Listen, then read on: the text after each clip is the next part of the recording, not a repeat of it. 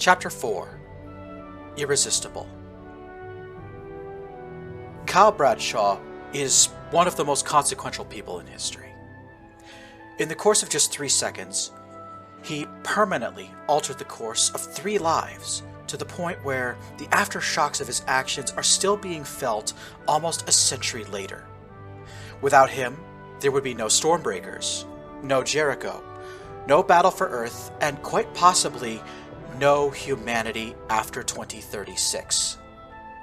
If one single person can be living proof of the butterfly effect, proof of the sheer scale of Akira Robinson's actions, this man is that proof. To understand how Kyle Bradshaw so radically altered the course of history, we need to go back to a cosplay convention.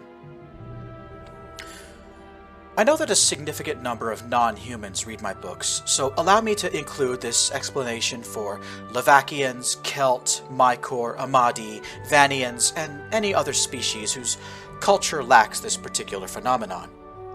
Cosplay is the act of dressing up as a favorite fictional character, be they from movies, books, video games, some other entertainment medium. Creating these costumes is often a labor of love, a hobby for many and a passion for some. Aside from my own species, Partogans and Ashurians are also known to engage in cosplay from time to time.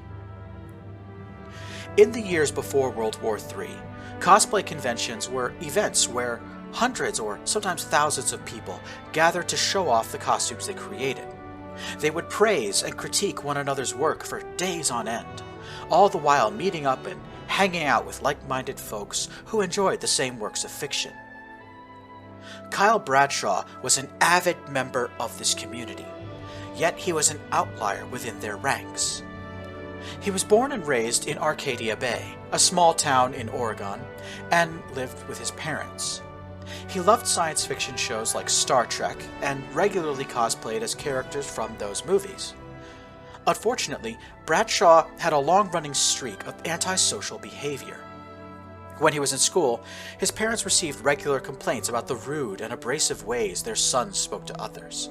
He had trouble making friends and became a loner. All of Bradshaw's real friends were people he met online. Other loners like him who either couldn't or wouldn't make connections with people in real life. They would spend hours upon hours in virtual chat rooms, bad-mouthing their physical neighbors and discussing their favorite shows. I am able to reconstruct and chronicle Bradshaw's movements using records left over from the FBI investigation into his actions. Because Bradshaw was murdered by the Advent Coalition during the genocidal campaign preceding the Battle for Earth, the UN Truth and Reconciliation Commission also keeps a file on him.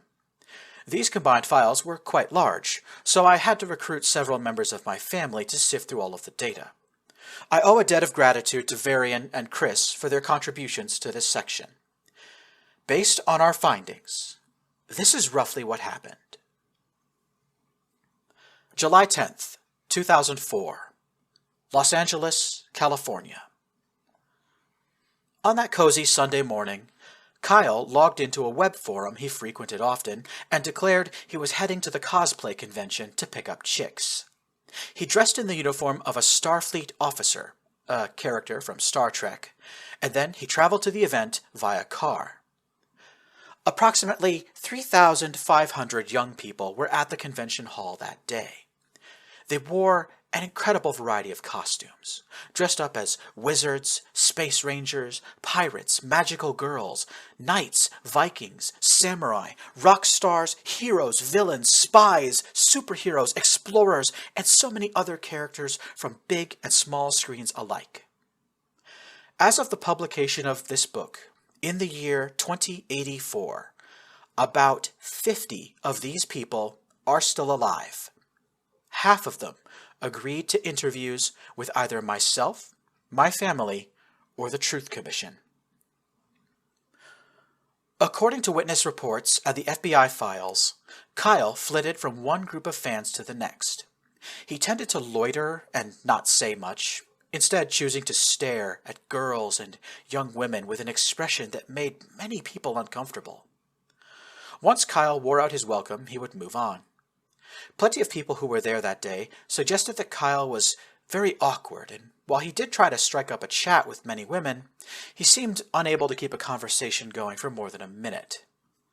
At a minimum, Kyle struck out with at least 15 women of varying ages and fandom, ranging all the way from Potterheads to his fellow Trekkies. Just after lunchtime, several hundred people gathered in the auditorium, where a famous voiceover artist was giving a workshop class on how to record dialogue. Kyle just barely managed to squeeze himself into the cramped room before the place was at capacity. All the way in the back of the room, Kyle had a very poor view of the workshop. He found himself wedged between two people: a teen boy dressed as a Roman gladiator, and a teen girl wearing a black Gothic dress. The gladiator was Carlos Vasquez. He would go on to become a veteran of the Second Hyperspace War, having fought in both the Battle for Earth and the War in Heaven. Major Vasquez testified to what happened next. The girl in the Gothic dress shifted on her feet and accidentally bumped into Kyle, causing his Starfleet badge on his uniform to fall to the floor. Moving quickly, the girl stooped down to pick it up, handing it back to him. When she and Kyle locked eyes, the girl hesitated, as though the words got lost on the way to her mouth. "Oh, hey there," she breathed. "You dropped this."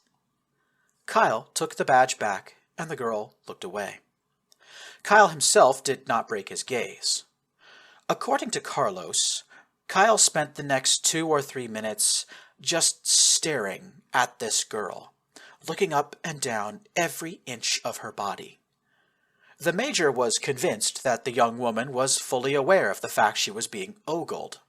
In fact, Major Vasquez said this in his testimony: "That Bradshaw creep was pretty much breathing down the back of her neck, letting his eyes roam all over her. She definitely knew what was up and was playing along, messing with him. Her face and neck were all red and flustered, and she put her arms together in that way that pushed her breasts up. She was definitely putting on a show for him." Eventually, the workshop ended, and the people in the hall began moving about, heading toward the shops and the stalls. Before he lost track of the pair, Major Vasquez witnessed the first conversation the couple had. "Who are you?" the girl asked. Kyle became flustered and stammered in reply. Kyle. I'm Kyle." "Huh? No, the girl said. "I mean, your costume. Who are you supposed to be?" Kyle let out a nervous laugh and then did an impression of a character from Star Trek. "Travis, take us to warp." The Gothic girl laughed very enthusiastically. Kyle's follow-up statement came with a little added confidence. "It's not as good as Wednesday Addams, I know, but I swear I'm trying." The girl startled and laughed again. "No way," she said. "You're the first one who got it right. I am Wednesday Addams. Everyone around here keeps thinking I'm that Abby broad from the NCIS show." Kyle laughed and said, "Well, it's nice to meet you, Wednesday." The Gothic girl gave Kyle a playful slap on the wrist and finally gave her name. "Come on, man. My name's Irani Sandbrook." Major Vasquez lost track of the couple after this, which provides a convenient narrative break for me to add in a crucial explanation. Irani Sandbrook is not a real person. She never was.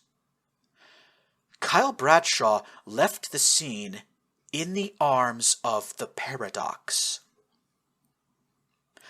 Nobukazu, Chris, Chihiro, and I spent weeks diving through all of the records surrounding Kyle and his troubled life. It was clear to us that the FBI had been extremely diligent in their work, creating an utterly massive paper trail for us to follow. Himawari and her child Varian proved to be crucial to our efforts. Together, they were able to piece together the path Akira Robinson took to end up in that convention next to Kyle Bradshaw. About 4 days before the convention began, U.S. law enforcement recorded a sudden rash of calls from concerned citizens in California, Nevada, and Arizona.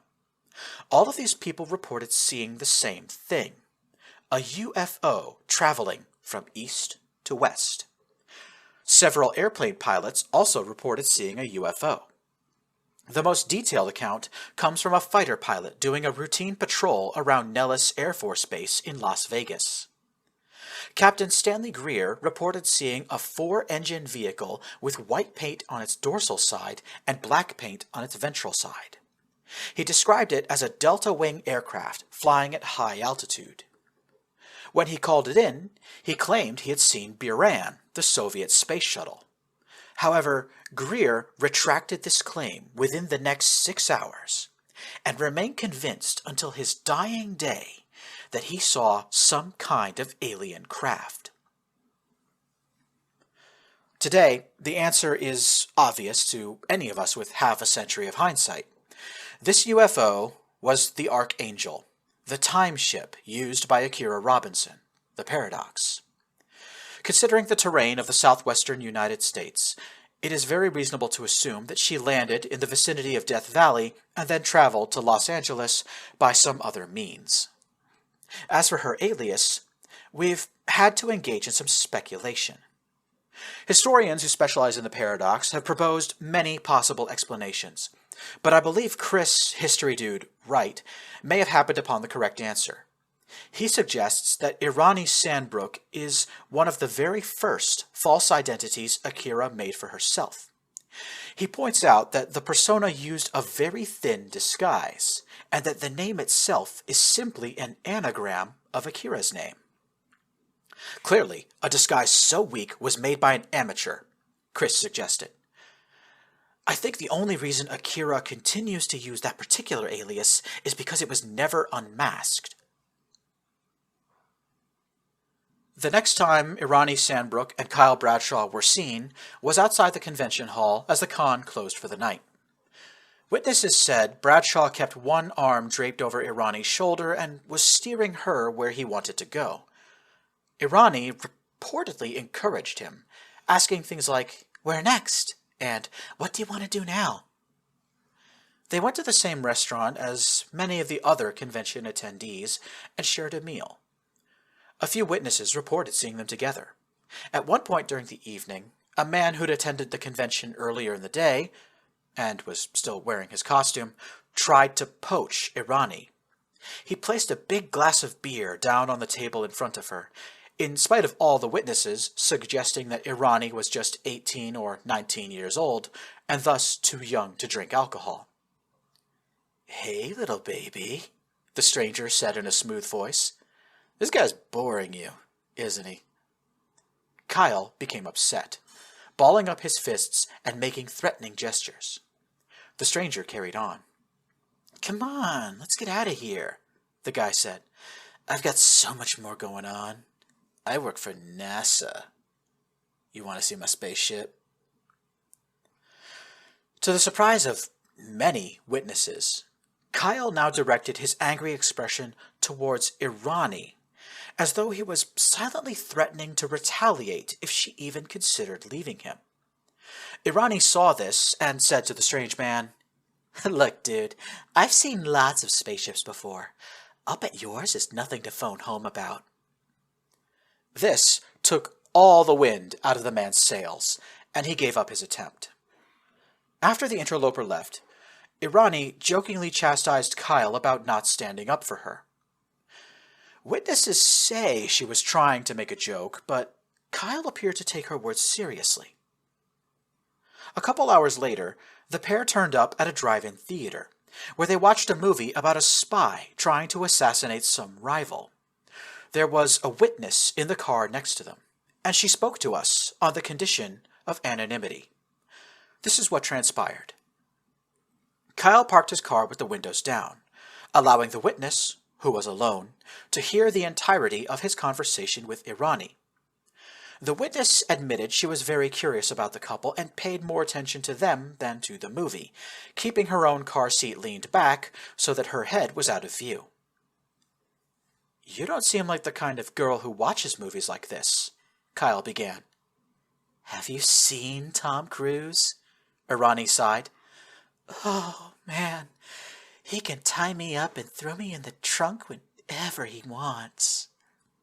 I thought he was a bad guy, Kyle chuckled, gesturing to the movie.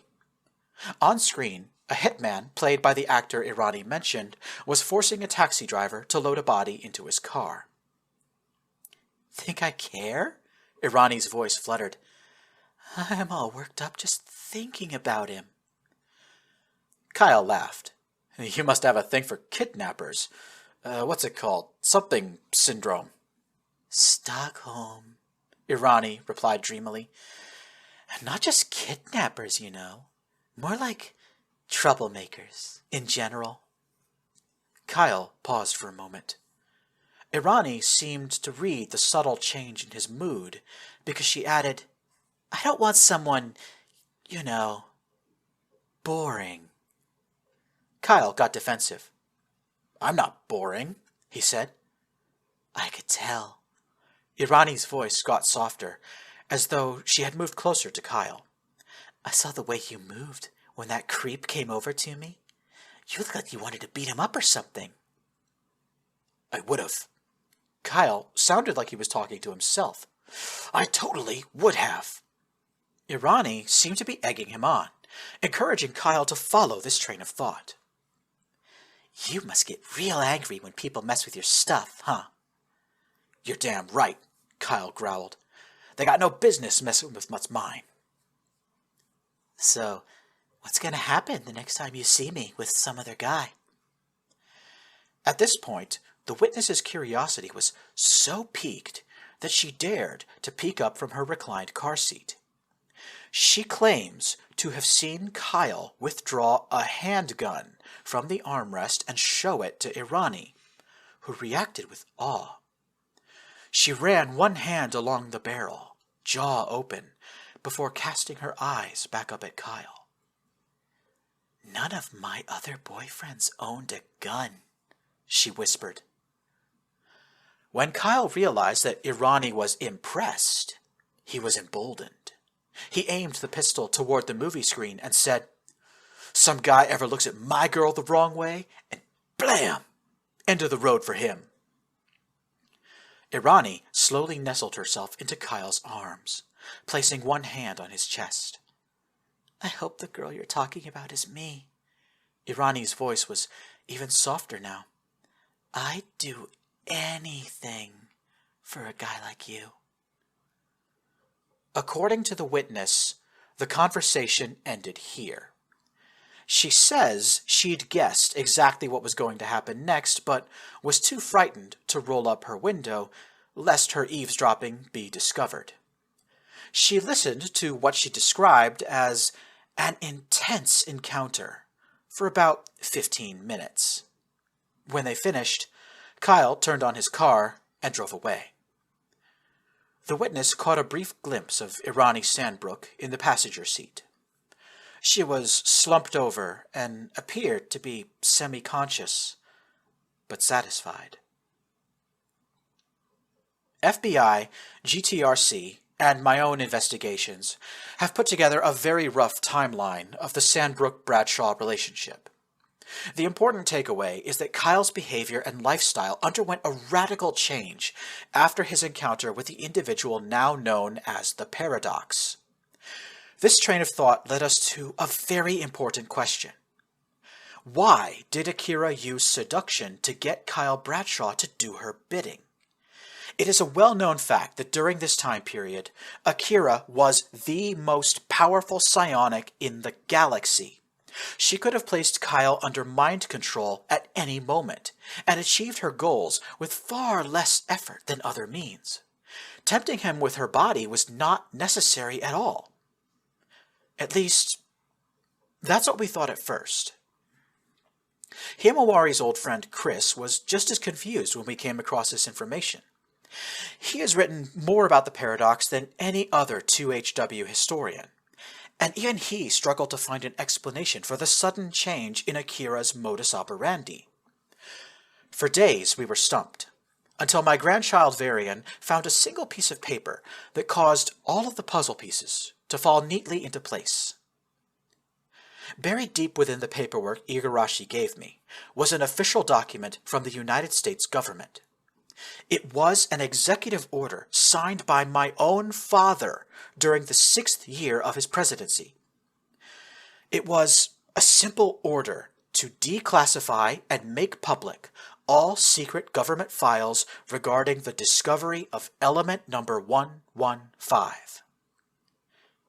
E115 is alarium, a super-heavy element known for being a conductor of psionic energy. The only natural deposit of alarium on Earth was in Montana. A secret government operation mined the vein until it was completely tapped out in 1962. Once Varian found the declassification order, we went hunting for any and all documents the U.S. government had on the subject. Within hours, we had discovered a Senate Intelligence Committee report about psionics, which included a plan to fully integrate telepaths into the U.S. Army as soon as 1995. A plan that never came to fruition, possibly due to Akira's interference. The United States government was fully aware of the existence of the gift and had basic working knowledge of psionics as far back as 1962. With this knowledge in hand, Chris Wright extrapolated the following explanation. Akira knew that the World War III era U.S. government would be able to detect and investigate psionic activities within their own borders. So she made a point of avoiding the use of her gift wherever practical. It is possible she came close to giving herself away during the 2004 election, and was attempting to play it safe. In the case of Kyle Bradshaw, the aftermath of his deeds, and Akira's subsequent disappearance suggests that she always intended for him to survive. If Akira used telepathy, such as mind control, against Kyle, FBI investigators would have recognized it immediately and taken action to track down Akira. To preserve secrecy, Akira seduced Kyle instead, using the lure of sex to get him to do her bidding. This gave Kyle a powerful motive to do what he did, and the eyes of the law never strayed away from him. California state records show that Irani Sandbrook lived in a cheap apartment complex on the outskirts of Los Angeles. There is no surviving security camera footage from that place or time period, so we have no way to know how much time Akira actually spent there. What we do know is that Kyle Bradshaw became a very frequent visitor after meeting the love of his life. The only surviving neighbor told us that Bradshaw and Sandbrook appeared to be your ordinary young couple in the honeymoon phase. They watched movies and partied long into the night, had loud and or chaotic sexual encounters, and got into arguments that nearly always ended with Kyle storming out of the apartment before Irani ran after him, apologizing profusely and promising a lot of things. The only thing that struck the neighbor as odd was that when Kyle wasn't around, Irani's apartment was as quiet as the grave, suggesting to us that nobody was home. It would often be this way for long stretches of time. The neighbor also took note of the rather lopsided dynamic of the Sandbrook-Bradshaw relationship. Over time, it became clear that Irani, Akira, was ceding a lot of power and control to Kyle. While there were never any signs of abuse or neglect, it was clear to all who observed the couple that Kyle was running the show and Irani was just along for the ride. That was until the middle of January in the year 2005. The neighbor called police in the middle of the night to report a domestic disturbance in Irani's apartment. She and Kyle were having a very intense argument, and noises through the walls suggested the couple had come to blows. Irani threw Kyle out of her apartment and declared that "We are over!" Kyle tried to force his way back into the apartment and had to be dragged away by the police. Even though Irani had very clearly dumped him, Kyle seemed to be obsessed with winning her back. She showed up outside the apartment building every day. He stalked Irani as she went to and from wherever she went each day. He slipped notes under the door and left approximately 750 messages on Irani's answering machine, many of which threatened Irani with violence if she didn't do as she was told. In that time period, law enforcement had few options for dealing with a person stalking their ex. Here in 2084, far more actions could have been taken, but there was little the police could do until the final week of June in 2006, when both Irani and Kyle suddenly vanished off the face of the earth.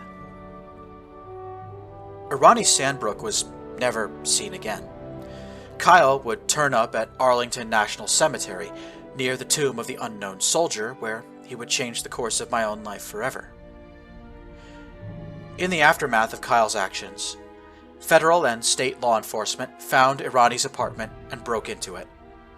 The woman herself was nowhere to be seen, yet her home was a treasure trove of evidence that would put Kyle Bradshaw in jail for the rest of his life. The FBI would eventually conclude that Kyle had murdered Irani and buried her somewhere in the Nevada desert. It should be noted that Irani's body was never actually found, owing to the fact that Akira Robinson had shed the false identity and moved on to her next objective. Irani's apartment was decorated with anything and everything that celebrated the most infamous criminals in history. Pictures of serial killers, kidnappers, thieves, and rapists adorned the walls. Her bookshelf was filled with biographies of the worst humankind has to offer. Her bedroom contained a life-sized poster of Lee Harvey Oswald taped to the ceiling above the bed, and a biography of John Hinckley Jr. was found on the nightstand. The FBI immediately assumed that Kyle Bradshaw was attempting to emulate Irani's personal heroes in an attempt to win her back. What he did on July 4th, 2006 would burn his name into history books forever.